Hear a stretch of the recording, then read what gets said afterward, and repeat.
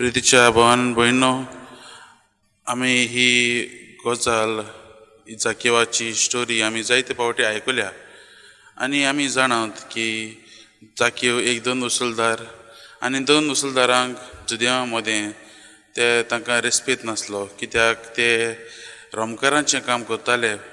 तांचे लागीं दोंड जुदेवा लागीं दोंड घेवपाचें काम ते रोमकारांचें काम करताले देखून तांचे मदीं सदांच तांकां पयस करताले. ते आमी जाणाव मातीव भाग्यान मातीवूय एक दोन वसूलदार, तेजे भाशेन आयज जाकेवूय एक दोन वसूलदार जो रोमकारांक काम करतालो. आनी आमी पळयता की तो जाणा,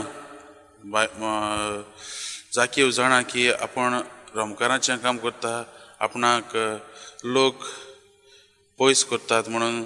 आनी ताणें जेजूची खबर आयकल्ली आसतली आनी तो ती आशेन जेजूक पळोवंक सोदता आनी तो झाडार चडटा.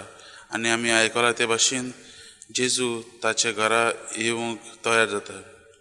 मोगाच्या भावन भयणो, जाकेव आख्खे संवसारी वस्तूंनी बुडलेलो, पूण ताच्या जिवितांत खुशालकाय आसूंक ना.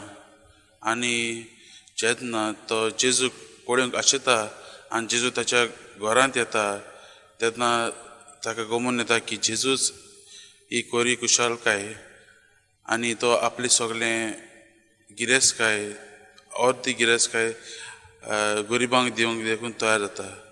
मोगाच्या भावन भयणो, जाकेवाच्या घरांत फकत जेजू घरांकूच येवंक ना, पूण ताच्या जिवितांत आयलो आनी ताचें आख्खें जिवीत बदल्लें. आमी जायते फावटी असल्याच परिस्थितीन पडटा.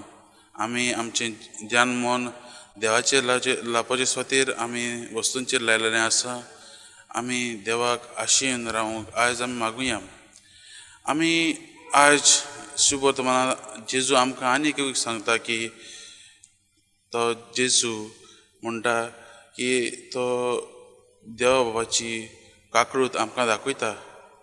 तो कितलो पातकी जावं देव बाब आमकां सदांच बक्षिता आनी आपणायता. हें जेजू ह्या आयच्या शुभ वर्तमानांतल्यान आमकां दाखयता.